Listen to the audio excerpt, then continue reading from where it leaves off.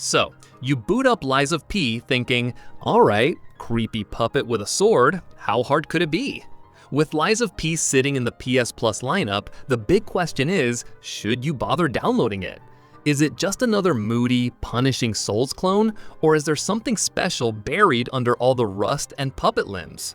Right away, the game hits you with that gothic, everything is broken but still beautiful energy. The city of Krat looks like it's been hit by a steampunk apocalypse and dressed in Victorian fashion to cover it up. You've got cobblestone streets, creepy puppets with murder in their eyes, and foggy alleys that practically scream, yup, something's gonna kill you here. The world design is strong. You won't find massive open world zones here, but what's there is tight, detailed, and filled with environmental storytelling. You'll either love exploring every corner or end up getting ambushed so often that you start walking around like a paranoid crab. Now, let's talk about combat. If you've played any Souls-like before, you'll know the deal. Dodge, parry, repeat, and scream internally when you miss a perfect window by half a second. Combat here is weighty and aggressive. Every enemy wants to slap you into the ground, and they'll usually succeed the first few times. You'll have to learn patterns, manage stamina like it's a precious commodity, and master the timing of everything down to your last panic roll.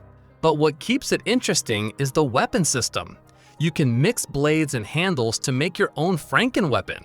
Want to slap a giant saw blade onto a rapier handle? Go ahead, make something weird.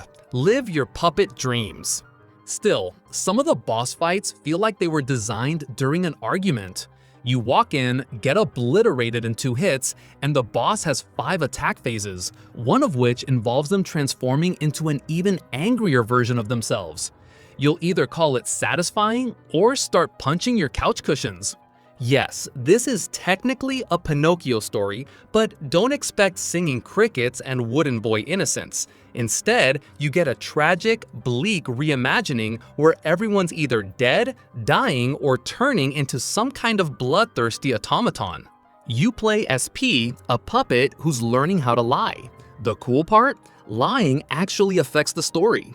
The game tracks your choices, and those little lies shape how characters react, how the story ends, and who lives or dies. It's like Mass Effect, but with more gears and less flirting. It's not the most straightforward story. You'll probably get halfway through the game and still be asking, wait, who was that guy with the monocle? But once it clicks, it's an interesting take. Just be prepared to read item descriptions like you're doing homework for lore class. Here's where things get a bit meh. Lies of P leans really hard into its Souls-like inspirations. So hard, in fact, that you can almost hear Bloodborne whispering in the background, hey, that was my move. The combat, the healing system, the way checkpoints work, it's all very familiar. That's not necessarily bad if you just want more of what works. But if you're expecting some big genre shakeup or fresh mechanics, this game plays it safe more than it tries something wild. And yes, you'll see enemy types reused. You'll start to recognize attack patterns like old coworkers. Oh hey, it's that spinning sword guy again. Cool, he's back. So now let's talk about the real MVP here, PS Plus. Because Lies of P is part of the Essential tier right now, you're getting the full game at no extra cost. That means you can try it without thinking, do I want to spend $60 just to get kicked around by a puppet boss? This kind of access is perfect if you've been Souls curious but never fully committed. You can hop in, get a feel for the combat, maybe rage quit a few times, and decide if this type of challenge is for you.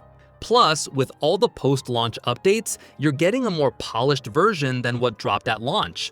It's like ordering a dish at a restaurant months later, way less wrong, way more balanced. If you're into dark, challenging games with heavy combat and creepy storytelling, then yeah, it absolutely earns a spot on your download list. The visuals are strong, the gameplay is tight, and the puppet with a sword fantasy weirdly works. But if you're hoping for a revolutionary twist on the Souls formula, this doesn't exactly break the mold. It sticks close to what's already been done and sometimes plays it too safe. And if you're not the type to enjoy dying 27 times in the same hallway just to unlock a shortcut, you might want to stay far, far away. Still, for a PS Plus title, it's a steal.